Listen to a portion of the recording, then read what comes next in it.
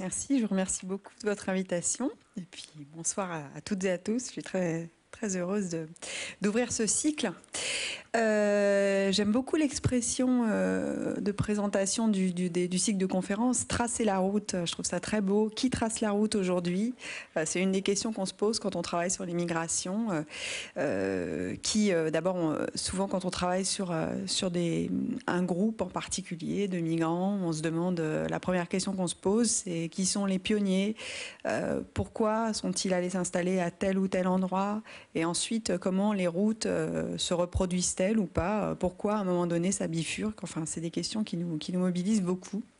Et j'aime beaucoup cette idée de la tracer, évidemment, en tant que géographe, ça me parle aussi parce qu'il y a une dimension spatiale intéressante. Alors, j'ai proposé comme titre Femmes et hommes, parce que souvent on oublie que les femmes bougent aussi.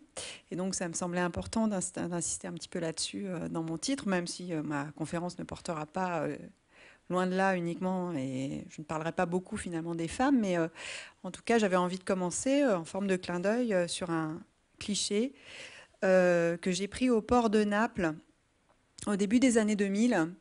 Et cette femme que vous voyez de dos, c'est une femme tunisienne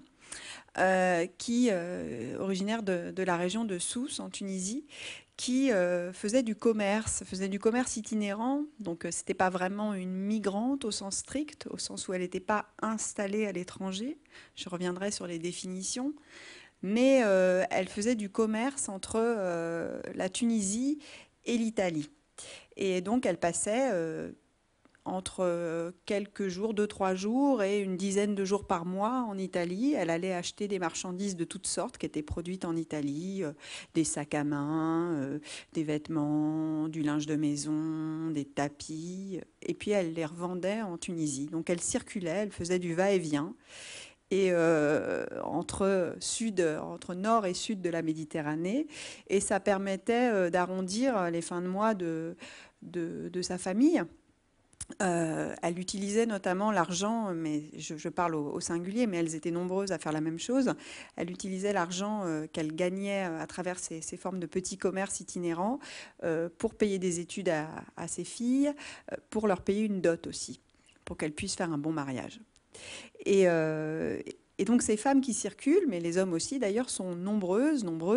Et, euh, et c'est une des formes de migration qu'on a du mal parfois à comprendre, à connaître, parce que finalement, on a toujours ce modèle en tête de l'installation.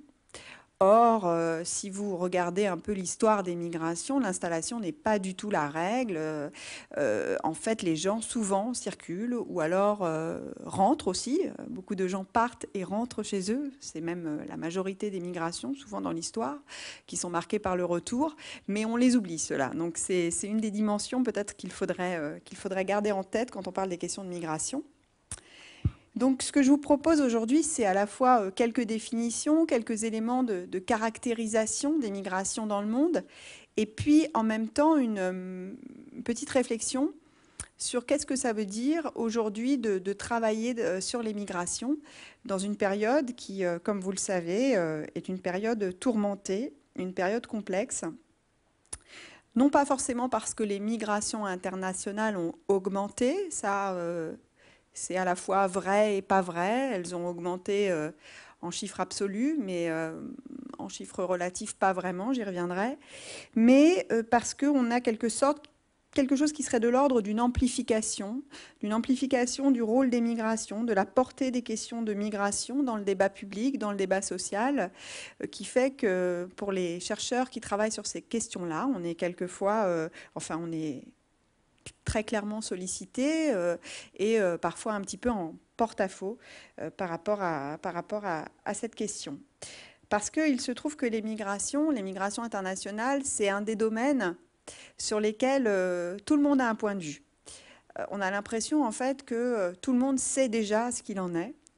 Et en tant que chercheur, on pose beaucoup de questions et souvent on n'a pas beaucoup de réponses, vous le savez, c'est des fois frustrant. Donc en fait, des fois c'est un petit peu difficile d'être confronté à cette idée assez répandue que finalement c'est quelque chose de simple. Les gens se déplacent parce que simplement parce qu'ils cherchent une vie meilleure et qu'il n'y a pas grand-chose d'autre à expliquer dans les migrations et que, au fond, ce serait mieux quand même pour chacun de rester chez soi. Bon, ça, c'est un des premiers présupposés auxquels on est confronté quand on travaille sur les questions de migration. En réalité, même ce présupposé-là n'est pas si évident. On ne part pas forcément parce qu'on y est poussé par des conditions difficiles. C'est souvent le cas, mais ce n'est pas forcément. Les gens partent aussi pour plein d'autres raisons qui peuvent avoir trait à un goût pour la mobilité, des rencontres, des opportunités, effectivement, mais pas forcément poussés par une situation particulièrement difficile et j'y reviendrai. Mais voilà, aujourd'hui, les migrations donc, sont un des domaines sur lesquels circulent le plus de stéréotypes. Donc, ça me semblait intéressant d'avoir un petit recul avec vous aussi sur ce que c'est que de travailler aujourd'hui sur les migrations dans une période que je dirais, je ne parle pas de la crise, mais je parle des crises parce qu'il y en a plusieurs et ce n'est pas forcément la crise des migrations qui m'intéresse le plus, c'est plutôt une crise de nos représentations par rapport à cette question-là et bien d'autres. Et puis ensuite, je vous donnerai quelques éléments de caractérisation des migrations dans le monde, parce qu'on quand même, on se pose des questions, mais on a aussi des réponses sur un certain nombre de choses. Et puis je vous parlerai, parce que voilà, vous aurez compris, ça me préoccupe, je vous parlerai de l'engagement des chercheurs aujourd'hui sur les questions de migration. C'est pas toujours un engagement souhaité, c'est parfois un engagement un peu forcé parce qu'on nous pousse à prendre la parole sur ces questions-là, donc on est bien obligé de le faire. C'est pas forcément le fort des chercheurs, mais on n'a pas le choix. Et enfin, je vous parlerai de la situation la plus récente en Méditerranée. Voilà, ce sera un éclairage un peu particulier sur cette situation que j'étudie, donc que je connais particulièrement bien. Donc le premier point, étudier les migrations au temps des crises. Alors, c'est vrai, je me définis comme migratologue, c'est pas très joli comme terme, hein, mais on peut dire aussi que je fais des études migratoires. C'est un champ interdisciplinaire en fait, dans lequel sont amenés à dialoguer des différents types de chercheurs, des démographes, des géographes, des historiens, des sociologues, des anthropologues et j'en passe. Et donc c'est une discipline, les études migratoires, ou un champ interdisciplinaire plutôt, au croisement de plusieurs disciplines.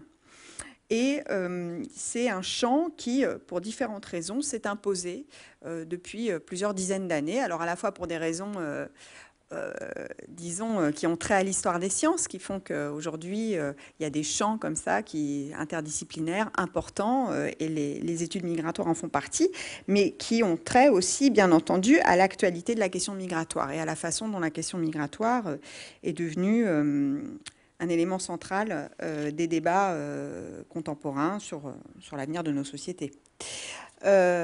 Donc, faire des études migratoires, qu'est-ce que ça veut dire concrètement? Quelles sont les questions qu'on se pose?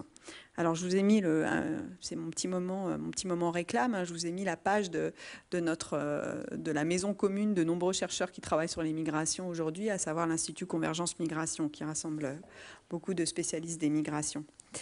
Et qui a une rubrique de vulgarisation très intéressante si vous souhaitez approfondir. Donc, quelles sont les questions qu'on se pose? D'abord, et ça va vous sembler évident, j'ai commencé mon intervention avec ça, on s'interroge sur les causes des migrations. Pourquoi, à un moment donné, choisit-on, ou ne choisit-on pas d'ailleurs, de quitter son pays? Quelles sont les causes? Les causes, elles peuvent être, vous le savez bien, multiples. Hein. En général, quand on se pose la question, on dit il y a des migrations économiques et des migrations qui ont plutôt trait à des facteurs de départ qui seraient liés à des formes d'instabilité politique ou des formes de persécution qu'on pourrait subir au pays d'origine. Donc c'est vrai que c'est les deux grands facteurs de départ. Hein. On commence toujours par ça, les facteurs économiques et les facteurs plutôt d'ordre, disons, au sens large politique. Il peut y avoir d'autres facteurs. Vous le savez, on parle de plus en plus des facteurs environnementaux de départ. Et puis ce qu'on fait quand on travaille sur les migrations, c'est qu'on essaie de montrer qu'en réalité, ces différents facteurs sont souvent liés. C'est-à-dire que, évidemment, les problèmes environnementaux vont amener des difficultés économiques, par exemple, qui vont faire qu'on va être obligé de partir. Donc, c'est lié. Un autre exemple qui me semble important aujourd'hui, c'est que les gens qui vont, par exemple, entamer un parcours migratoire vers l'Europe, pour des raisons au départ économiques, vont se retrouver à trouver de tels obstacles sur leur chemin que leur migration petit à petit va prendre les contours en quelque sorte d'une migration politique. Je ne sais pas si c'est clair, mais le rallongement des trajectoires, qui est lié un peu aussi aux différentes embûches que les gens vont trouver au fur et à mesure de leur chemin, fait que les gens qui vont arriver, souvent, vont se retrouver à avoir subi des violences en route, à avoir subi toute une série de persécutions qui, finalement, ne sont pas si loin que ce que peuvent subir les gens qui fuient des pays en guerre ou qui fuient des dictatures, etc. Donc on est, en fait, on est dans des configurations, certains parlent de migration mixte. En tout cas, il y a une espèce de brouillage des pistes et on ne sait plus trop parfois si on est face à des migrations économiques ou d'autres types de migrations. Alors ça n'enlève rien au fait qu'il y a des gens qui sont légalement en situation d'obtenir le droit d'asile et d'autres pas, mais n'empêche que ça complexifie un petit peu la question quand on s'interroge sur les causes des migrations. Ça, c'est un premier point. Alors, les causes de migration, elles sont liées, bien entendu, au pays de départ, à la situation dans les pays de départ, dans les pays d'origine, et puis elles sont liées également à l'endroit vers lequel on se dirige. C'est ce qu'on appelle les facteurs d'attraction. Hein. C'est-à-dire, on va aller vers tel ou tel pays parce que les conditions légales d'une migration seront possibles, parce que le marché du travail offrira des opportunités qu'on ne trouvera pas au pays d'origine, mais aussi souvent parce qu'on a des proches. Hein. Et ça, c'est un élément très important. Les chercheurs sur les migrations ont mis du temps à y arriver, mais aujourd'hui, on connaît, depuis les années au moins 80-90, on connaît le poids des réseaux migratoires, c'est-à-dire de tous ces mécanismes qui font qu'à un moment donné, on va aller vers tel ou tel endroit. Je dis les années 80 et 90, en fait, aux États-Unis, on y réfléchissait déjà au début du XXe siècle. Mais bon, maintenant, c'est devenu un facteur d'explication central des questions migratoires. On va aller souvent là où on a de la famille, là où on a un voisin, là où on a un proche, quelqu'un qui vient du même village. Et ça mène petit à petit à la formation de ce qu'on appelle des filières migratoires, c'est-à-dire des gens du même village qui vont se retrouver dans un autre pays et tous dans le même village, dans le même quartier ou dans la même ville. Je ne sais pas, pensez aux Italiens qui viennent du sud de la Sium, en région parisienne, c'est assez impressionnant. Ils viennent tous, presque tous, enfin en tout cas la vague migratoire de l'après-guerre des années 60 vient de cette région-là et même de quelques villages en particulier. Donc ça, c'est la question des réseaux et des filières migratoires. On va s'interroger également dans ces études migratoires sur les relations que les gens entretiennent avec leur pays d'origine. Alors, un sujet très important, et aujourd'hui on a des données de la Banque mondiale là-dessus, c'est la question ce qu'on appelle les remises, c'est-à-dire l'envoi d'argent au pays d'origine. On sait aujourd'hui que surtout pour des petits pays, ça peut être une part importante du PIB des pays. Donc c'est très important de connaître le poids de ces remises, en fait. Souvent, on les sous-estime, c'est pas évident d'estimer le poids des remises. Et c'est intéressant de voir qu'il y a des pays qui ont mis en place des politiques spécifiques de captage de ces transferts financiers pour pouvoir les utiliser et en faire quelque chose du point de vue du développement. Alors c'est une forme de relation au pays d'origine, il y en a plein d'autres. Ça peut être à travers, par exemple, le fait de créer des associations dans les villages d'origine ou des choses comme ça. Il y a beaucoup de travaux, par exemple, sur le Maroc, sur ces questions-là, sur les relations entre les Marocains d'Europe et les villages d'origine. Et puis, on va s'interroger aussi sur l'impact des migrations sur les sociétés d'accueil. Alors, selon les époques, on se pose les questions différemment en termes d'intégration, d'insertion, d'assimilation. On va utiliser des termes différents, mais enfin, on va s'interroger sur ce qui va se passer une fois que les gens s'installent dans un pays. Hein, et qu'est-ce qui va se passer aussi pour leurs descendants. Donc, et puis enfin, on va s'interroger aussi, quand on travaille sur les migrations, sur les circulations. Donc j'avais commencé par ça, hein, mais c'est important, la façon dont les gens aussi arrivent à tisser des liens entre pays d'origine et pays d'installation, et parfois même d'autres pays encore, les pays d'installation de diaspora par exemple, et comment ces gens parviennent à se construire des vies entre plusieurs lieux, entre des territoires éclatés. Je le dis parce que c'est pas très à la mode aujourd'hui, la double appartenance ou la triple appartenance. On a souvent l'impression que quelque part, quand quelqu'un va s'installer quelque part, si en plus il appartient encore à autre part, c'est comme s'il y avait une espèce de conflit d'allégeance. Mais en fait, nombre de migrants vivent dans cette situation-là, qu'on le veuille ou pas. Et je pense par exemple aux retraités portugais ou aux retraités algériens qui aujourd'hui vivent entre le Portugal et la France ou entre l'Algérie et la France. Ils le font pourquoi? Parce qu'ils ont mis des racines en France, ils ont des enfants, des petits-enfants en France, donc ils s'en occupent parfois, ils passent du temps avec eux et en même temps, souvent ils ont construit une maison au village, ils vont y retourner souvent pendant l'été. Donc ça a un sens en fait cette double vie et quelque part ils ne mènent même pas une vie très différente que celle de retraités qui vivraient entre plusieurs lieux en France, dans le territoire français. Donc ça c'est un élément important aussi des travaux sur les migrations que de voir comment les migrants aujourd'hui tissent des liens entre plusieurs lieux. Et puis enfin, on va s'interroger aussi sur les parcours.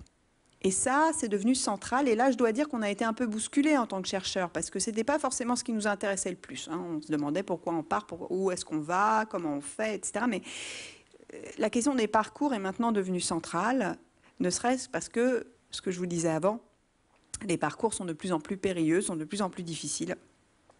Et alors qu'à une époque, on pouvait immigrer simplement en obtenant un visa et en s'installant quelque part, aujourd'hui, souvent, on emprunte d'autres routes et ça rend les choses plus complexes. Et donc, on est obligé de se poser des questions sur ce qui se passe pendant ces parcours et comment les parcours se réorientent, comment les routes se tracent. Voilà, donc ça rejoint cette question des parcours, la question de la politisation de la question migratoire. Hein. Aujourd'hui, on entend beaucoup parler, par exemple, un des thèmes sur lesquels on pourrait faire une conférence d'1 heure, c'est la question des passeurs. Hein. Ça a l'air tellement simple quand on en entend parler. Les passeurs, de toute façon, tout ça, c'est la faute des passeurs. En réalité, on a très peu d'études sur les passeurs. On ne sait pas très bien qui ils sont. On sait que cette figure du passeur, finalement, c'est une figure un peu fourre-tout dans laquelle on a des gens très différents. Il y a des gens, il y a des gros réseaux criminels, et puis il y a aussi des gens qui s'essayent au passage à un moment donné, qui connaissent les routes, qui en profitent. Mais tout ça est assez complexe et c'est pour ça aussi qu'on a besoin de travaux justement sur les trajectoires. Une question importante quand on s'interroge sur ces questions-là, c'est de savoir finalement où est la nouveauté. Parce que quand on est chercheur et qu'on travaille sur le trait contemporain, on a souvent tendance à penser que ce qu'on observe est quelque chose d'absolument neuf et radicalement nouveau. En réalité, beaucoup des phénomènes qu'on observe sur les questions migratoires sont des choses qui ont toujours existé. Mais on a du mal à l'admettre. Je vais vous donner un exemple très concret. Depuis 20 ou 30 ans, les gens qui travaillent sur les migrations parlent de féminisation des migrations, comme si c'était un nouveau phénomène. Alors là, ça a vraiment trait aux représentations qu'on a des migrations, c'est-à-dire qu'on a toujours cette idée, et puis des hommes et des femmes, on a toujours cette idée, ça doit dater au moins de la mythologie, de l'Antiquité, cette idée que la femme attend l'homme en tissant sa toile et en la détissant. Et puis, en réalité, les femmes ont toujours bougé. Hein. Donc, on les voyait moins, on les voyait pas. Et il a fallu quelques historiennes pour nous montrer que dans les grandes migrations intercontinentales, à la fin du 19e et puis au début du 20e siècle, il y avait autant de femmes que d'hommes.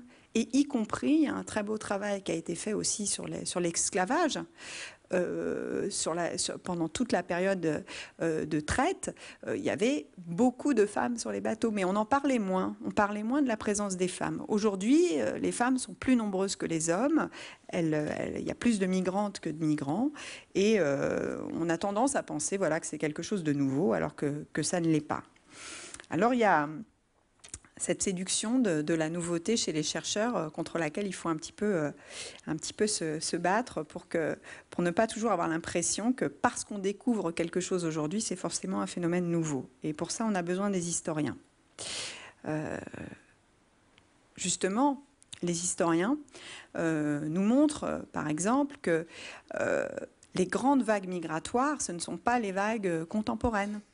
Et que si vous regardez en fait le rapport entre la période fin 19e, début 21e siècle, donc la période des grandes migrations intercontinentales d'Europe vers les Amériques, et vous regardez aujourd'hui, et notamment en termes de part de la population des pays de départ, vous voyez que c'est tout à fait saisissant. C'est-à-dire qu'au début du XXe siècle, quand on regarde les îles britanniques, c'est presque la moitié de la population qui a émigré.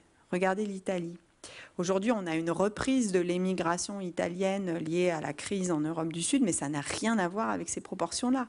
On est sur des proportions extrêmement élevées de la population, 40% pour les îles britanniques, presque 30% pour l'Italie, qui ont dû s'expatrier, qui ont dû partir. Donc quand on parle de migration forcée ou quand on parle de grandes vagues migratoires ou de crises migratoires, on devrait toujours avoir en tête ces données. Alors j'aurais pu remonter encore plus loin puisque voilà, je vous parlais tout à l'heure de l'esclavage. C'est un des exemples très intéressants évidemment parce que là on a eu des millions de personnes qui ont dû sur plusieurs siècles qui ont été forcés de partir. Et donc les grandes migrations, finalement, y compris les grandes migrations intercontinentales, ne sont pas du tout, bien au contraire, un phénomène récent. Et d'ailleurs, ce qu'on pourrait dire plutôt, c'est qu'aujourd'hui, il y aura une tendance au repli plutôt régional des migrations, et j'y reviendrai. C'est-à-dire que ces grandes traversées-là, on ne les observe plus vraiment. Peut-être un mot sur la terminologie aussi, puisque je commence avec cette idée que les chercheurs sont happés par cette actualité, cette politisation de la question migratoire. C'est difficile parce que notre terminologie aussi, les termes qu'on utilise, ils ont changé de sens.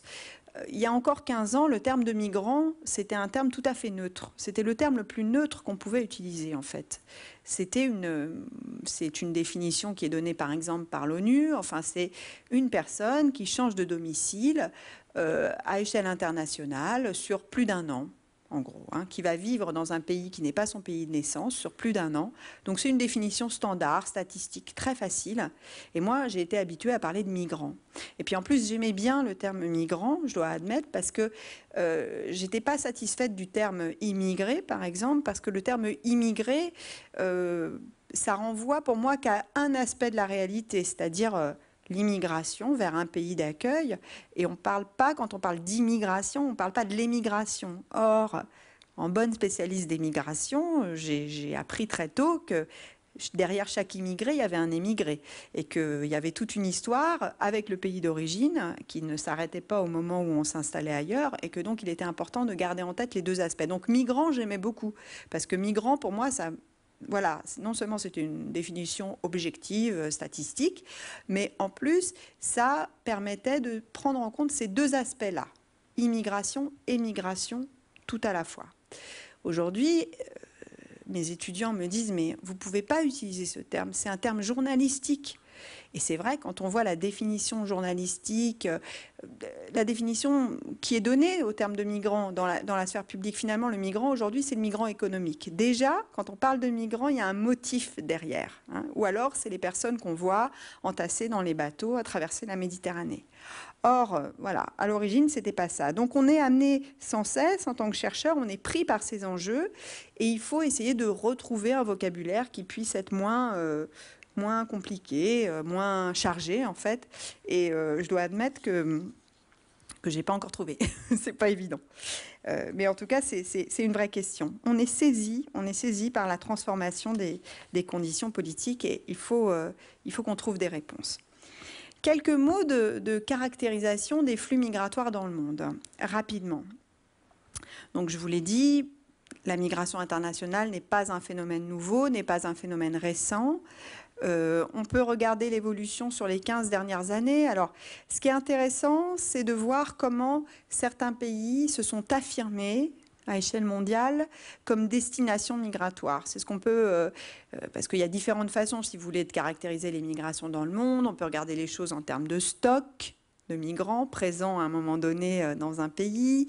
On peut regarder aussi alors on peut le regarder en chiffres absolus, on peut regarder aussi quel est le taux sur la population totale. Ça donne des cartes un peu différentes parce qu'il y a des pays qui ont un nombre d'immigrants important, mais aussi une population importante, et du coup le taux sera plus bas, alors qu'il pourra être très élevé pour des petits pays souvent. Et puis, on peut regarder les choses autrement encore, en termes de solde migratoire. Enfin, on a plein d'indicateurs, mais en voilà un parmi d'autres.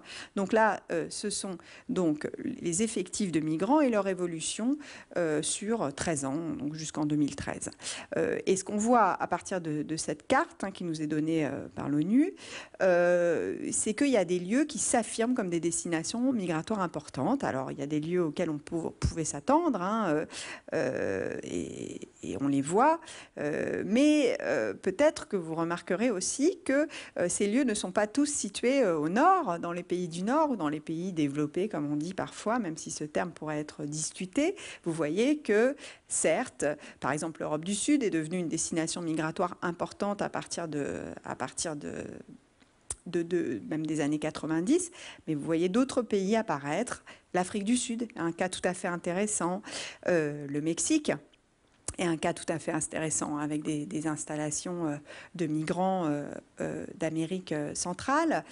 Vous avez toute une série de pays comme ça qui se sont affirmés en tant que destination migratoire, et bien entendu, très intéressant, tout ce qui est Moyen-Orient et péninsule arabe, et j'y reviendrai très vite.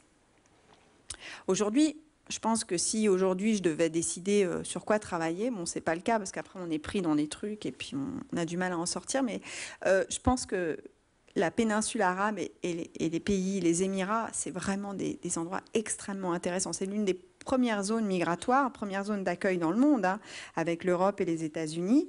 On a aujourd'hui aux Émirats 8 millions de migrants, soit 90% de la population. Et de même, en Arabie Saoudite, alors c'est un pourcentage beaucoup plus bas, mais on a, enfin sur la population totale, mais on a 12 millions de migrants en Arabie Saoudite. Donc c'est des destinations migratoires très importantes qui figurent parmi les premières destinations migratoires au monde, avec des pays qu'on connaît mieux comme les États-Unis, aussi la Russie, qui est une destination migratoire importante, le Royaume-Uni, la France. Donc je vous disais, on peut caractériser les choses aussi en termes de proportion d'immigrés sur la population totale. Et là, on a une carte un petit peu différente également, puisque selon l'importance des populations, on aura des choses très variables. Mais je passe vite. On peut caractériser les choses en termes de solde migratoire.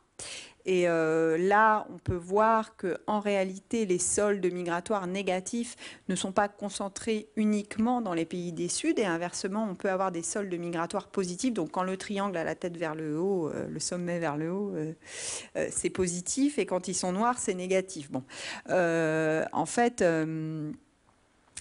on voit qu'il y a un certain nombre de pays, y compris en Afrique, par exemple, qui ont des soldes migratoires positifs. Et inversement, toute l'Europe centrale et orientale a des soldes migratoires négatifs. Ça veut dire qu'il y a plus de gens qui partent que de gens qui arrivent. La destination des migrations. Il est vrai qu'on parle souvent des migrations dirigées vers les pays du Nord ou vers les pays les plus développés. En réalité, si les régions les plus développées sont celles qui attirent le plus de migrants internationaux, d'autres régions sont également des régions attractives pour les migrants. Donc on peut le voir à l'échelle mondiale. On peut le voir aussi à l'échelle régionale. Par exemple, à l'échelle de l'Afrique, je vous montrerai une carte après qui montre comment les migrations africaines sont essentiellement des migrations intra-africaines. Mais peut-être pour terminer sur ces quelques caractéristiques des migrations dans le monde, il y a deux choses qui me semblent importantes, qu'il ne faut pas oublier. C'est d'une part que la migration est essentiellement un phénomène régional. C'est-à-dire qu'elle se situe, elle s'effectue en général à proximité, d'accord? Donc la plupart des migrants africains vont émigrer au sein du continent africain. La plupart des migrants asiatiques vont migrer à l'intérieur de l'Asie, et on peut dire la même chose pour l'Amérique du Nord, par exemple, même si ce n'est pas forcément le cas des migrants d'Amérique latine. Mais en général, on a ce phénomène de régionalisation qui fait qu'on va plutôt aller à proximité. Et c'est vrai pour les migrations les moins contraintes, comme pour les migrations les plus contraintes. Donc ça, c'est un point important. La migration est régionale.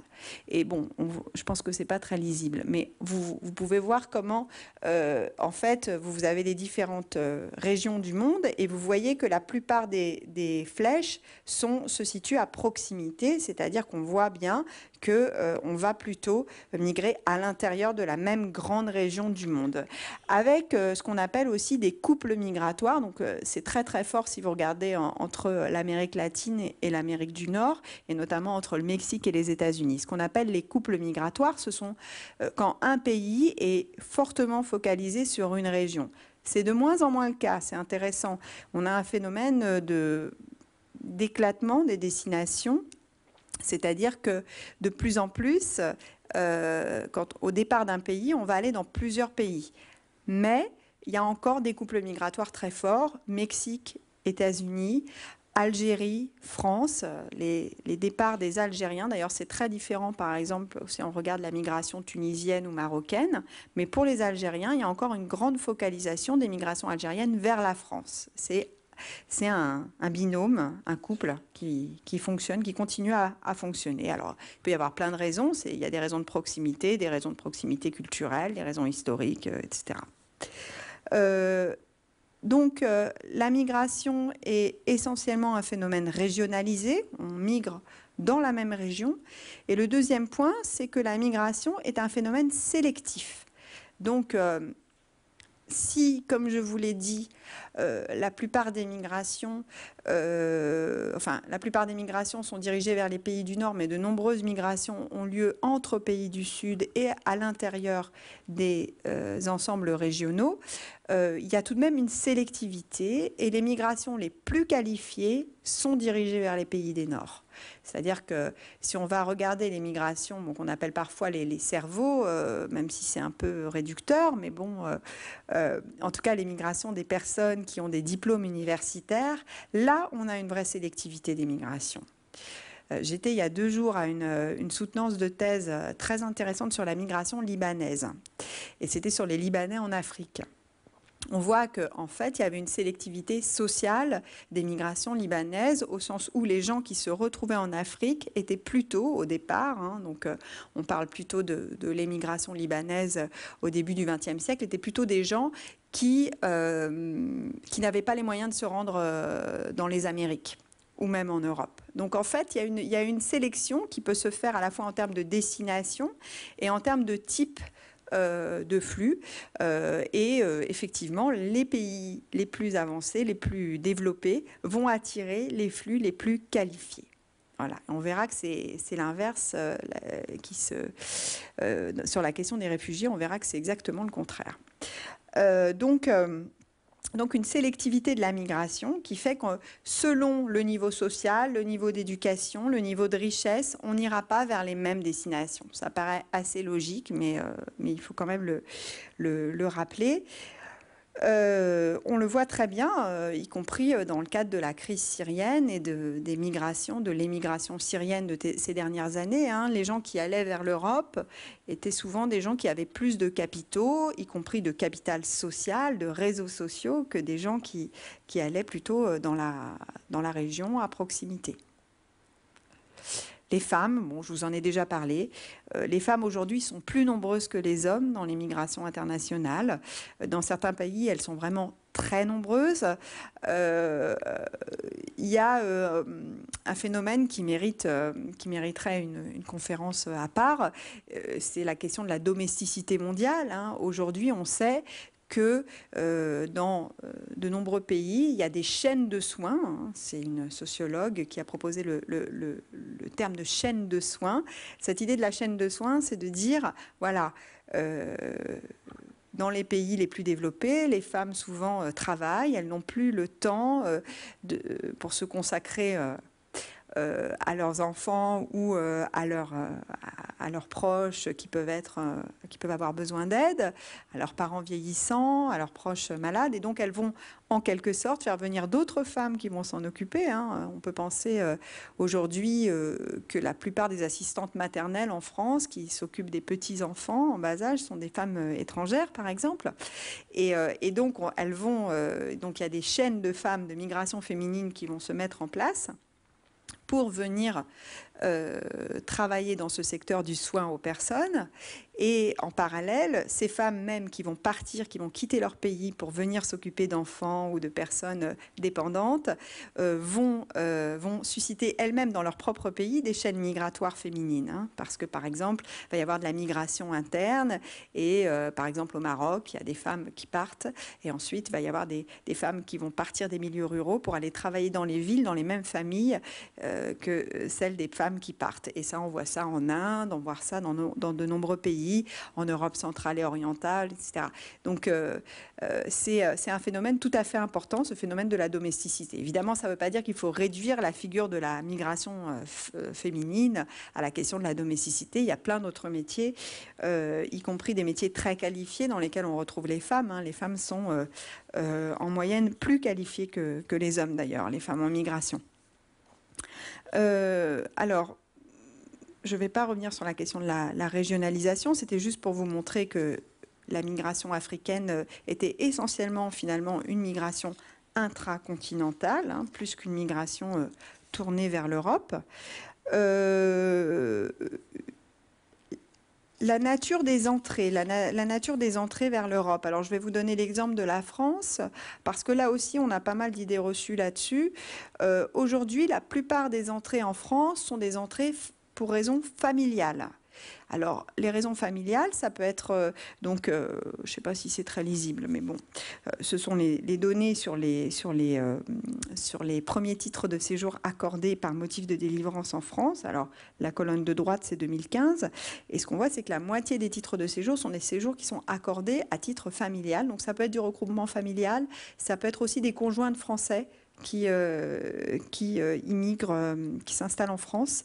Et puis, vous voyez que les motifs professionnels dans tout ça, ils sont finalement assez peu nombreux. Il est très difficile aujourd'hui d'immigrer en France pour raisons professionnelles. La migration de travail est devenue quelque chose de très difficile. Ça ne veut pas dire que les gens qui migrent pour raisons familiales ne vont pas après travailler. Mais en tout cas, avoir un visa pour motif professionnel, malgré tout ce qui a pu être tenté ou du moins annoncé dans les 20 dernières années autour de la migration de travail choisie, etc., en réalité, c'est très compliqué d'immigrer pour raisons professionnelles. Et c'est vrai dans tous les pays européens aujourd'hui, à vrai dire.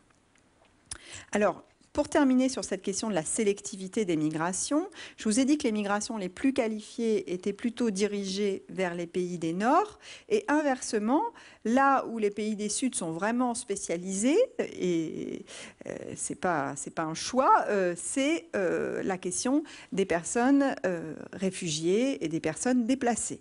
Aujourd'hui, 85% des personnes déplacées dans le monde sont dans les pays en développement. Alors, voilà, c'est vraiment l'inverse de la carte que je vous ai montrée sur les migrations qualifiées. Alors, parmi ces personnes, on a des réfugiés, c'est-à-dire des gens qui ont obtenu un titre de protection au titre de la Convention de Genève, parce que pour des raisons de persécution dans leur lieu d'origine, au vu de différents motifs. Mais la grande majorité parmi ces populations, ce sont parmi ces 68,5 millions de personnes, de migrants et de migrantes forcés, ce sont des gens qui sont déplacés à l'intérieur même de leur État. Donc qui vivent dans des camps et qui ne peuvent pas rentrer dans leur lieu d'origine. Et enfin, sur cette population, on a aussi des gens qui sont en demande d'asile, c'est-à-dire qui ont demandé un statut de protection et qui attendent une réponse. Donc cette carte, c'est exactement, enfin en grande partie en fait, l'opposé de la carte de la migration qualifiée. On voit que les pays de concentration aujourd'hui des réfugiés sont en grande partie des pays des Suds. Et ça, c'est important quand on sait qu'en fait, le seul type de migration internationale qui a véritablement augmenté dans les 20 dernières années, c'est la migration, c'est ce type de migration-là, c'est la migration forcée. Hein. C'est ce type de migration-là qui augmente. Les autres, non. Migration économique, pas tellement. Mais par contre, les migrations forcées, excusez-moi, je vais un peu vite, ont absolument explosé, mais pas du tout à destination des pays des Nord, en fait. C'est surtout une question entre pays du Sud, et donc les premiers pays d'accueil qui font toujours figure de bons élèves, si on lit les rapports du Haut-Commissariat aux réfugiés, la façon dont ils accueillent les réfugiés, sont souvent des pays parmi les plus pauvres au monde, en fait. Hein. Donc on peut parler par exemple de l'Ouganda, de l'Éthiopie, de pays qui par ailleurs ont leurs propres difficultés. Alors, peut-être pour terminer sur cette question des réfugiés et des demandeurs d'asile, je vous renvoie à un graphique que je n'aurai pas le temps de commenter très longtemps, mais je vais essayer de vous en dire l'essentiel, qui a été construit par François Héran pour l'Institut Convergence Migration, donc vous le trouverez en ligne, et qui essaye de montrer quel est le poids, en fait, de la population bénéficiant de décisions positives, donc des gens auxquels on a accordé un statut de protection, donc des gens qui ont fait une demande d'asile et auxquels on a accordé un titre de séjour au titre de l'asile. Et donc c'est, si vous voulez, c'est le poids de cette population sur la population des pays d'accueil. Et puis vous l'avez aussi, le petit trait bleu que vous trouvez, donc c'est pour l'ensemble des pays européens, hein, et le petit trait bleu, c'est en fait le résultat par l'écart relatif au PIB. Donc ça varie un petit peu quand on essaye de rentrer la question du PIB dans cette mesure.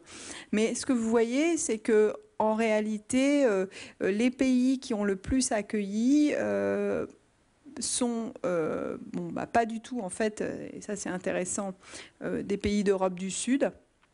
La France n'est pas très bien classée, comme vous pouvez le voir. Ce sont plutôt des pays qui avaient une tradition d'accueil très forte des réfugiés et demandeurs d'asile, hein, donc la Norvège, la Suède, ce type de pays-là, ou des petits pays, alors là, comme c'est en rapport à la population, ça se voit particulièrement, Malte et Chypre, ou enfin des pays comme l'Allemagne et l'Autriche qui, comme vous le savez, à un moment donné, se sont retrouvés au cœur des itinéraires et puis ont décidé d'accueillir à un moment très, très particulier de l'histoire récente de l'Europe. Voilà. Donc, je vous disais qu'on a eu une hausse importante des populations réfugiées dans le monde. Par contre, le grand moment des réfugiés en Europe, finalement, ce n'est pas forcément l'histoire récente. L'histoire récente, oui, il y a l'année 2015, qui est une année absolument exceptionnelle, qui est l'année des Syriens. Et qui va être marquée par cette arrivée importante, et j'y reviendrai, des Syriens en Europe.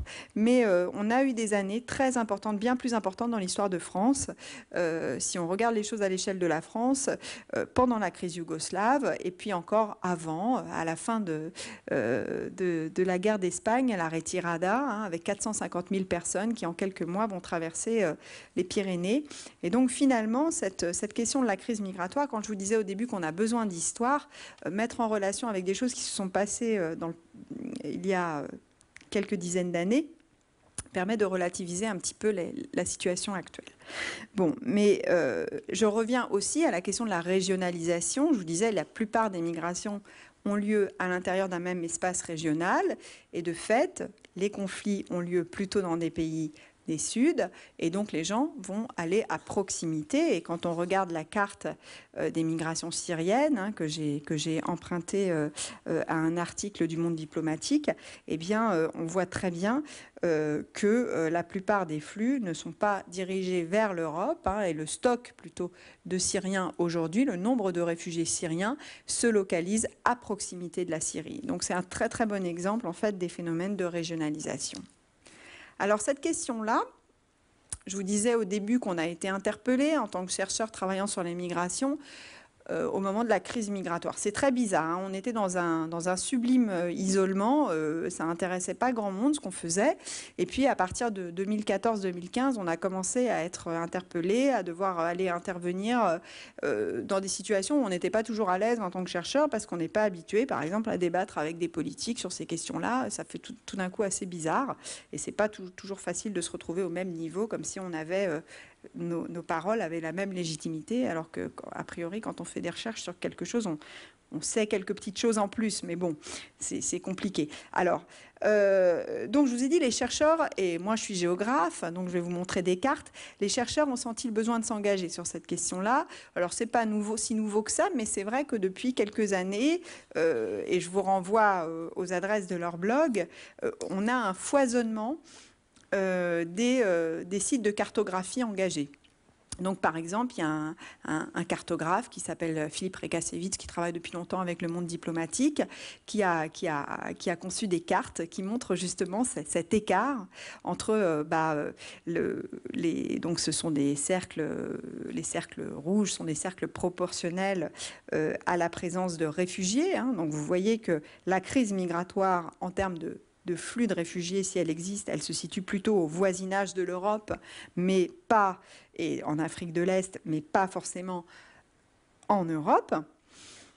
Et à côté de ça, il a voulu représenter finalement les lieux de fracture, c'est-à-dire les lieux en Méditerranée qui sont devenus des lieux de rupture importants sur les trajectoires. Et il a représenté aussi les flux de touristes vers les suds. Et donc, il a voulu mettre en carte ce paradoxe entre, d'un côté, un tourisme du nord vers le sud toujours plus important. Vous savez que les effectifs de touristes ne cessent d'augmenter, enfin, en tout cas, à moins que dans certains pays, il y ait des difficultés particulières, mais en tout cas, en général, le tourisme augmente.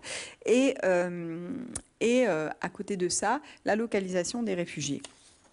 Donc ce sont des cartes que je vous montre comme ça, à titre d'exemple, pour vous montrer comment les cartographes et les géographes s'emparent de la question migratoire pour faire passer des messages qui sont là des messages d'engagement, hein. Une carte qui est peut-être la plus célèbre parmi ces cartes engagées, c'est la carte des morts, hein. Donc, elle a été pensée au départ par Philippe Rekasevitz, et puis d'autres géographes se la sont appropriée. Et maintenant, elle a beaucoup circulé, cette carte. Alors, vous en avez plein de versions différentes. Et puis, elle est intéressante parce que vous avez... Alors là, je vous ai montré... Là, c'est vraiment la carte la plus simple qui répertorie donc le nombre de morts recensés sur 30 ans, donc de 93 à 2016 pour ce qui est de cette carte. Et puis, les causes du décès aux frontières de l'Europe. Et on voit notamment que le canal de Sicile est la route la plus dangereuse, la plus mortifère. Alors, cette carte, par exemple, elle a été déclinée et on a différentes époques et on voit que dans les 10 dernières années, le nombre de morts a absolument explosé. Là, je vous ai mis seulement la carte avec les données agrégées. Et puis, elle a toute une histoire, cette carte, parce que ça a été aussi l'histoire de comment récupérer des informations, des données, comment quantifier les morts, parce que maintenant, c'est un thème qui est aussi un thème qui a été approprié par les organisations internationales, hein. L'Organisation internationale des migrations donne maintenant les chiffres des morts aux frontières, mais pendant très longtemps, on n'avait aucune idée, enfin, on ne pouvait pas, il n'y avait pas de chiffres officiels, hein. On sait que ces chiffres, de toute façon, sous-estiment toujours le nombre de morts, mais en tout cas, on n'avait pas de chiffres officiels. Et donc, c'est une association, un réseau de journalistes internationaux qui a commencé à répertorier tous les articles de journaux qui faisaient référence à ces corps qu'on retrouvait et à ces histoires de naufrage. Et petit à petit, on a réussi à créer une base de données des morts et des causes de décès et des lieux de décès dans les 30 dernières années. Donc voilà une autre façon de représenter les choses de façon assez engagée et en même temps assez objective, puisqu'on répertorie un phénomène qui a pris de l'ampleur petit à petit. Autre façon de représenter les choses très différentes, représenter des trajectoires. Donc ça, c'est une autre façon qu'ont les gens qui travaillent sur ces questions-là prendre un témoignage, le témoignage d'un migrant. Alors ça peut paraître moins objectif, mais pour moi c'est complémentaire. Et voir, alors ça c'est un migrant qui a été relocalisé en France, hein, il a eu de la chance quelque part, il a bénéficié de cette fameuse procédure de relocalisation, hein, qu'à un moment donné ont voulu mettre en place les États européens, ça a plus ou moins marché, et donc il lui a permis de Grèce de venir en France. Et donc il raconte sa trajectoire à travers à la fois les gens qu'il retrouve au fur et à mesure de son chemin, les sensations, les émotions, et il montre donc toute sa traversée de Turquie en Grèce pour ensuite arriver en France. Dernier exemple de carte engagée, la carte des murs. Alors ça, c'est une carte qui a été réalisée dans le cadre par Nicolas Lambert dans le cadre de l'Atlas critique des migrations en Europe, qui est un atlas magnifique que je vous recommande si vous avez l'occasion de le feuilleter. Et donc, c'est l'augmentation en fait des murs.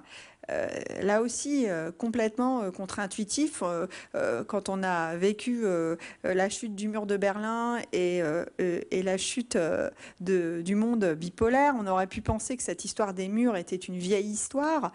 Or, ce que montre cette carte et d'autres, et ce que montre le graphique, c'est l'augmentation finalement des kilomètres de murs construits, notamment dans les 15 dernières années, hein, avec une augmentation en fait sur le graphique. Vous voyez qu'à partir de 2000 en particulier, il y a une augmentation très importante des kilomètres de murs qu'on construit. Et donc, ça a amené les chercheurs, et je vais partir de ça pour vous parler de la Méditerranée. Il me reste 10 minutes, donc j'ai juste le temps de vous faire un petit focus sur la Méditerranée. Et je fais mon petit moment réclame là encore avec un livre qu'on a sorti récemment qui s'appelle Les frontières à la dérive. Ça a amené les chercheurs à s'interroger sur ce qu'était une frontière maintenant aujourd'hui finalement. Qu'est-ce qu'on entend par frontière? Et le terme de frontière, c'est un terme polysémique derrière lequel on peut mettre beaucoup de choses, mais ce dont on est à peu près sûr, c'est qu'on ne peut pas se réduire à la définition d'une frontière qui serait un trait dans la mer ou un trait dans le désert entre les États-Unis et le Mexique. Ça veut dire qu'en fait, la frontière, c'est certainement un trait. Bon, bah, le mur en est évidemment la concrétisation la plus forte, mais que cette frontière, elle se déplace, elle est mouvante, elle se relocalise, elle se dilate. Enfin, on l'observe un peu partout. Alors, c'est un petit peu compliqué, mais je vais essayer de vous expliquer comment on regarde ça. En fait, le point de vue de départ, c'est qu'aujourd'hui, on assiste à une multiplication des formes de contrôle et de dissuasion des migrations, qui fait que les gens qui vont essayer de se déplacer vont retrouver ces frontières à différents moments de leur trajectoire. Et parfois, on dit même qu'ils portent la frontière sur leur corps. C'est-à-dire qu'en fait, comme maintenant, aujourd'hui, il y a toute une série de dispositifs de traçage, de suivi, de screening, qui font qu'on répertorie aussi les migrants en fonction de leur empreinte digitale, en fonction des traces qu'ils laissent. On les classe, on les trie. La frontière et le corps, parfois, des migrants ne font qu'un. Alors, on peut aussi on peut travailler à partir du corps des migrants et montrer comment, voilà, il y a un lien entre la frontière et le corps. Je vais vous donner peut-être un petit exemple. Voilà. Ça, c'est une photographie qui montre la façon dont on va se brûler en fait ou se strier les doigts pour effacer les empreintes digitales. Vous savez qu'aujourd'hui, l'outil en fait de gestion des flux de demandeurs d'asile en Europe, c'est les règlements de Dublin, donc la Convention de Dublin et le règlement de Dublin 2 qui prévoient que les demandeurs d'asile demandent d'asile dans leur premier pays d'entrée en Europe. Or, les gens qui arrivent en Europe du Sud, souvent ne souhaitent pas demander l'asile en Europe du Sud pour plein de raisons dont on pourrait discuter, parce que souvent ils ne parlent pas la langue, parce qu'ils ont des connaissances ailleurs, parce qu'ils savent qu'ils trouveront plus facilement du travail ailleurs, etc. etc. Et du coup, ces migrants vont mettre en place des stratégies corporelles pour effacer leurs traces, d'accord? Et ça, je trouve que c'est très fort de parler du corps comme frontière. Ça montre bien comment, finalement, les migrants en sont venus à incorporer eux-mêmes ces dispositifs de contrôle des flux. Alors, ça marche ou ça ne marche pas, hein. Souvent, ça ne marche pas. Alors, on m'a dit que je pouvais revenir en arrière, donc voilà, super. Alors, la frontière spectacle, c'est une autre façon de voir les choses. Voir comment cette frontière, elle est mise en scène. Alors, elle est mise en scène, on pourrait dire, à travers la construction des murs. C'est une façon intéressante de mettre en scène la frontière. Mais on a d'autres images des frontières qui sont puissantes, qui sont fortes et qui s'offrent à nous. Alors, il y a eu un très beau livre là-dessus, donc c'est pour ça que je le cite, parce que c'est un livre d'un chercheur italien qui montre comment Lampedusa, l'île de Lampedusa, à un moment donné, est devenue le lieu de mise en scène de la frontière. C'est-à-dire le lieu où on montrait comment, à des moments précis, on était capable ou pas de gérer les flux. Par exemple, en 2011, on a un petit peu oublié cette histoire en France, mais en 2011, c'est là qu'a commencé la crise migratoire finalement, enfin ce qu'on a appelé la crise migratoire. C'est la révolution de Jasmin en Tunisie, et il y a plusieurs dizaines de milliers de Tunisiens qui vont vers l'Italie et qui arrivent à Lampedusa. Et à ce moment-là, c'était Silvio Berlusconi qui était Premier ministre.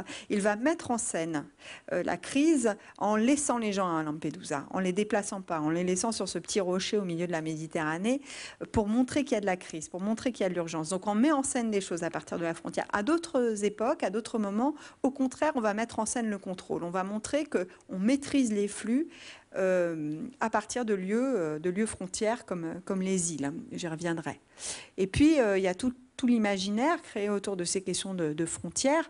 Et donc, là, je vous ai mis deux images très fortes, à mon avis, parce qu'il y a beaucoup de choses qui se jouent dans ces images, en termes de représentation, à la fois en termes de genre, en termes de représentation aussi, entre guillemets, de racisation, comme on dirait en sociologie, c'est-à-dire vous avez une personne de couleur en face d'une personne blanche, et puis on voit qu'on est face à des régimes de mobilité qui sont différents. Donc en haut, vous avez Angelina Jolie qui, en 2014, a rendu visite aux demandeurs d'asile sur l'île de Malte. Et c'est une photo du HCR, du Haut-Commissariat aux réfugiés. Elle était ambassadrice du Haut-Commissariat aux réfugiés. Et ce qui est intéressant dans cette photo, c'est que vous voyez cette mise en scène de la compassion, en fait, de la façon dont elle regarde ces personnes et dont on sent une souffrance. Et à côté, derrière, ces gens qui sont en prison, parce que jusqu'à très récemment, à Malte, on mettait les demandeurs d'asile en prison, hein. Donc des conditions particulièrement difficiles à Malte, qui est pourtant dans le territoire européen. Et puis cette scène en dessous, elle est plus ancienne. Alors souvent, quand je la montre aux étudiants, je m'amuse à leur faire deviner de quand ça date, parce qu'on penserait plutôt à une scène récente. Et en fait, ça date de 2006. Et c'est un épisode aussi qu'on a souvent oublié, c'est ce qu'on appelle la crise des Cayucos. C'est-à-dire quand ces embarcations en provenance d'Afrique occidentale, d'Afrique subsaharienne, vont aller vers les Canaries. Et c'est un épisode qu'on a un peu oublié, mais il y a quand même eu 40 000 arrivées en quelques semaines, en l'été 2006, hein, et surtout beaucoup de jeunes, de mineurs, ce qu'on appelle aujourd'hui les mineurs isolés étrangers. Eh bien, à l'époque, ils allaient vers les Canaries, vers l'Espagne. Donc, différentes mises en scène de la frontière. Et puis, aujourd'hui, ce qu'on a appelé une dérive des frontières, c'est-à-dire cette idée que à un moment donné, c'est difficile hein, de travailler sur du très contemporain, donc des fois on a du mal à dater les choses. De quand ça date cette dérive, hein, qui est à la fois une dérive au sens spatial, parce qu'en fait la frontière, elle s'éloigne de plus en plus de nous, elle va de plus en plus vers les pays du Sud, on essaye de bloquer les gens avant qu'ils arrivent en Europe, et puis en même temps une dérive un peu des droits humains quand même, c'est-à-dire que là, on est arrivé à un niveau de violence qu'on n'avait pas observé encore par le passé sur ces questions de migration, hein, notamment d'Afrique subsaharienne vers l'Europe. Donc on parle de dérive au double sens et peut-être même en trois sens, puisque c'est aussi la dérive des bateaux en Méditerranée, et je terminerai avec ça. La dérive des frontières, donc là c'est une image du hotspot de Lesbos. Ça a été la première étape hein, de gestion de la crise migratoire en 2015. On a institué des hotspots, c'est-à-dire des lieux de contrôle et de tri des flux dans les îles d'Europe du Sud Sud, en Grèce et en Italie, et on sait que ça n'a pas été une grande réussite, ce phénomène, cette institution des hotspots, même si aujourd'hui, quelque part, on voudrait l'exporter, mais ça n'a pas très bien fonctionné. Voilà. Donc, peut-être pour revenir à ce terme polysémique de frontière, ce qui me semble important de retenir, c'est que d'abord, la frontière, ce n'est pas seulement une ligne, mais ensuite, il n'y a pas de frontière naturelle. Les frontières, elles se construisent à un moment donné d'une histoire. Et par exemple, si on regarde le cas de Lampedusa, c'est intéressant parce que, en fait, jusqu'à 2012, Lampedusa était le lieu vers lequel on acheminait les migrants interceptés en mer. Et donc, c'était la frontière de l'Europe. Mais à un moment donné, on a arrêté de les acheminer pour différentes raisons et la frontière, elle va se déplacer. Ce sera la Sicile. Et donc, les embarcations iront vers la Sicile et arrêteront d'aller vers Lampedusa. Parce que ce qu'on oublie parfois quand on parle des embarcations en Méditerranée, c'est qu'en général, les gens, ils n'arrivent pas quelque part. Ils sont sauvés en mer et puis après, ils vont vers un port. Donc, il y avait, pour dire que Lampedusa n'a jamais été un point d'entrée naturel. Hein. C'était les gens qui étaient acheminés vers Lampedusa, qui allaient à Lampedusa. Et c'est parce qu'il y avait un centre d'accueil et de rétention à Lampedusa qu'on les mettait à Lampedusa. Bon.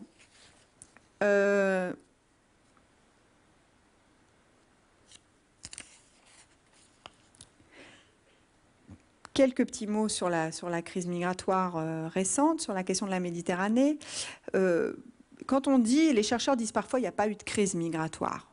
C'est vrai et c'est faux, c'est-à-dire que évidemment qu'il y a eu une année exceptionnelle, et il faut s'en rappeler, c'est l'année 2015. L'année 2015, c'est l'année des Syriens, je vous disais, et c'est l'année aussi où l'Allemagne décide d'ouvrir ses portes, et donc avec ce nombre tout à fait remarquable de réfugiés qui vont être accueillis par l'Allemagne. Mais s'il y a eu un épisode, c'est cet épisode-là. Et ça se joue finalement en grande partie entre la Syrie et l'Allemagne, entre les Syriens et l'Allemagne. C'est-à-dire que ça n'a pas vraiment concerné les autres pays européens. Et c'est quelque chose de très concentré dans le temps, un épisode très important, mais aussi très concentré. Aujourd'hui, les choses sont un petit peu différentes. Les étapes dont il faut peut-être se rappeler, c'est que les États européens, face à l'arrivée des Syriens, ont essayé de trouver des solutions communes et n'ont pas vraiment réussi. C'est-à-dire qu'il y a eu une stratégie de relocalisation, je vous en parlais tout à l'heure, qui a été mise en place pour essayer de relocaliser les gens d'Europe du Sud vers d'autres pays d'Europe. Ça n'a pas bien fonctionné. En réalité, on a beaucoup de mal, hein, et c'est là où je pense que plus que de crise migratoire, c'est de crise, en tout cas, cette question migratoire est révélatrice de la difficulté des États européens à définir ensemble des solutions aux questions migratoires. Et donc, du coup, l'échec de ces opérations de relocalisation sont un moment important dans l'histoire récente de l'Union européenne. Hein. Donc, s'il faut se demander de quoi la migration et la crise, c'est peut-être de ça. C'est de la crise d'une forme de solidarité qu'on a essayé de mettre en place et qui n'a pas fonctionné. Vous voyez que sur les objectifs assignés par l'Union européenne, les États ont rarement rempli leurs quotas. Le bon élève, c'est l'Allemagne, mais qui n'a rempli finalement que 40% de son quota. La France, derrière, 25%. Et finalement, les effectifs de personnes relocalisées sont extrêmement faibles. Hein. On parle de quelques centaines à quelques milliers de personnes. C'est très peu par rapport au nombre d'arrivées qu'on a eu en Europe du Sud. Donc ça a été un premier échec. Et puis le dernier épisode, et je conclurai presque là-dessus, mais après j'essaierai quand même de vous donner un petit éclairage différent, parce que sinon c'est dur de terminer sur une note pareille, c'est la fermeture des ports italiens, qui est un épisode très important. Donc depuis un an, vous le savez, enfin depuis juin 2018, les ports italiens n'accueillent plus les bateaux, notamment les bateaux des ONG qui ont sauvé les migrants en Méditerranée. Et là, on est arrivé à une étape supplémentaire, à mon avis, c'est-à-dire que puisque la solidarité ne fonctionne pas à l'échelle européenne, on ferme les ports et du coup, les gens ne peuvent plus arriver. C'est-à-dire que les ports ne s'ouvrent plus, les gens sont bloqués en mer. Ça passe par des phénomènes de collaboration aussi avec les pays tiers et notamment avec la Libye, pour empêcher les gens de partir. Donc les traversées, les départs ont aussi chuté drastiquement. Et là, ça pose des questions. Voilà, pour revenir à la question de la dérive des frontières, pour moi, l'épisode de la dérive de l'Aquarius en juin, avec 600 personnes à bord de l'Aquarius souffrant d'hypothermie, de déshydratation, etc., c'est un épisode qui marquera en fait l'histoire récente des migrations vers l'Europe. Alors après, il y a toute une série d'épisodes qui ont suivi de personnes qui sont restées bloquées en Méditerranée. Mais c'est l'épisode qui a ouvert cette nouvelle saison pour moi de la question migratoire en Méditerranée. Pour terminer sur une note un petit peu décalée par rapport à ça, et puisque le titre de la conférence était Femmes et hommes en mouvement, ça me semblait intéressant de vous montrer pour le coup un autre phénomène dont on parle beaucoup moins, qui fait beaucoup moins l'actualité, ou en tout cas qui fait beaucoup moins polémique, qui est la question du tourisme. Ce qui est intéressant, c'est qu'en fait, si, comme je vous l'ai dit, les migrations internationales n'ont pas explosé, en fait, puisqu'on a à peu près le même taux de migrants dans le monde aujourd'hui sur la population totale du monde qu'au début du XXe siècle. Donc, en chiffres absolus, ça a augmenté, mais en termes de part des migrants sur la population mondiale, ça n'a pas beaucoup augmenté. Le tourisme est un phénomène extrêmement intéressant. On a beaucoup moins de chercheurs sur le tourisme que de chercheurs sur les migrations. Et néanmoins, je pense, j'avais envie d'attirer votre attention sur ce phénomène-là. On est passé de 435 000 passagers dans le monde en 1990 à 1 milliard 400 000 aujourd'hui, là, mais les données ne sont pas à jour. Donc on a une explosion du phénomène touristique avec toutes les transformations que ça peut induire sur les territoires, sur les économies, qui, à mon avis, mériteraient bien plus d'attention. Et pour vous donner la mesure aussi de cette question-là en Europe, alors c'est dans le petit bouquin Frontières à la dérive, Olivier Clochard a fait un petit graphique et il a représenté les passages, les traversées de la Méditerranée. Donc c'est le graphique que vous avez en dessous. En fait, ce sont donc le nombre de personnes qui traversent la Méditerranée. Et donc vous voyez bien cette année 2015, qui est une année absolument exceptionnelle, l'année des Syriens. Bon, il n'y avait pas que des Syriens, mais on l'appelle rapidement comme ça, quoi. Et au-dessus, vous avez un graphique qui représente le nombre de visas accordés dans l'Union européenne chaque année. Et donc, on est sur des chiffres complètement différents. C'est-à-dire que dans ces mêmes années, vous voyez qu'on a tous les ans entre 10 et 18 millions de visas qui sont accordés dans l'Union européenne chaque année. Et en parallèle, vous avez environ, selon les années, c'est évidemment très fluctuant, entre 40 et 200 000 personnes, à l'exception de l'année 2015, qui est exceptionnelle, qui traversent la Méditerranée. Donc vous avez des données complètement différentes et je pense que c'est important de se rappeler, et c'était important pour moi de conclure avec ça, qu'on est dans un monde de mouvement, un monde de mobilité, et qu'à côté de phénomènes sur lesquels on met beaucoup l'accent et qui sont finalement des phénomènes relativement réduits, il se passe des choses absolument extraordinaires en termes de mobilité et sur lesquelles on devrait peut-être aussi investir plus de travail et plus de réflexion, y compris en mettant en parallèle ces différentes mobilités. Merci beaucoup de votre attention.